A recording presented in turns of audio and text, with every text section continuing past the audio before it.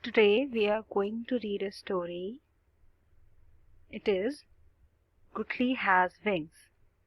It is written by Kanak Shashi.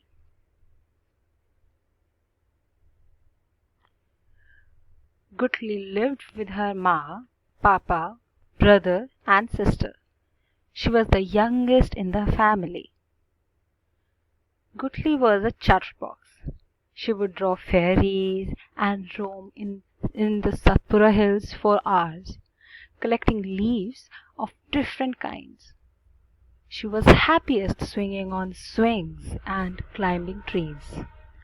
Guthli had her cycle that she rode everywhere. She knew how to oil it and fill air in the tire and keep it in the top shape. At home, she is everyone's favorite. And when her mother called her Sonchiraiya, her golden bird, she would turn as red as a pomegranate. It was Diwali the next day, and everyone was busy decorating the house. Guthli was making rangoli with her sister. There were new clothes for everyone. But Guthli was not happy with her clothes. She liked the light, frilly frock that her sister had been given. Quietly she wore it and then went out to show everyone. "Why are you wearing my frock?" her sister screamed. Her brother burst out laughing, and Papa looked at her with angry eyes. Guthli's eyes filled up. Ma took her inside and hugged her. Then gently she said, "Son, you are a boy. You should wear your own clothes, not your sister's." "But I want to be a fairy. And why do you keep saying that I'm a boy when I'm a girl?" "Because you are like your brother and not like your sister. Boys are boys and girls are girls, Guthli." "No, no, I'm a fairy." Guthli was adamant. "Boys are not fairies. They are princes. And you are the most handsome and sweet little prince in the whole world." Ma gave him a hug. Guthli separated herself from her mother's hug. "I'm not a prince.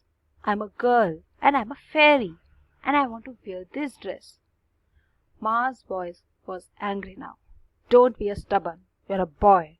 Now go and change out of your frock," she said and went out. All through Diwali, Guthli was sad. Even amidst the noise of crackers, the glowing diyas and the food and sweets, she felt alone, lost in her own thoughts, away from everyone else's laughter and happiness.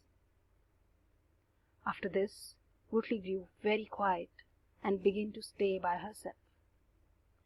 She would talk only to the trees and leaves among which she roamed, and to a few little chickens that she was friends with.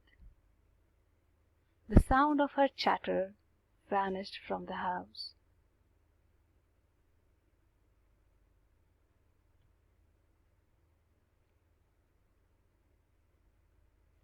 On one such quiet day, when Guthli returned home after walking in the hills, her mother called her and gave her a packet.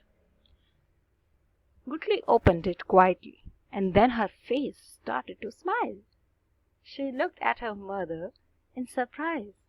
It was a beautiful frock, like that of a fairy.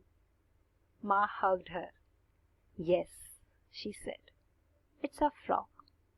Wear it and be what you want, but you will always be my little Sonchiraiya."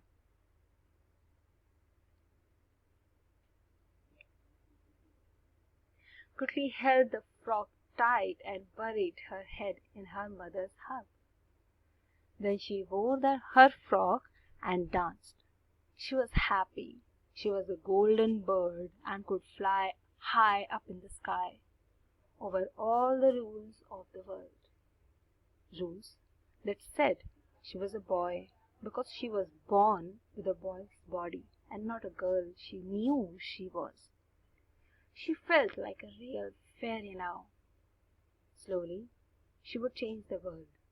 But for today, this was enough.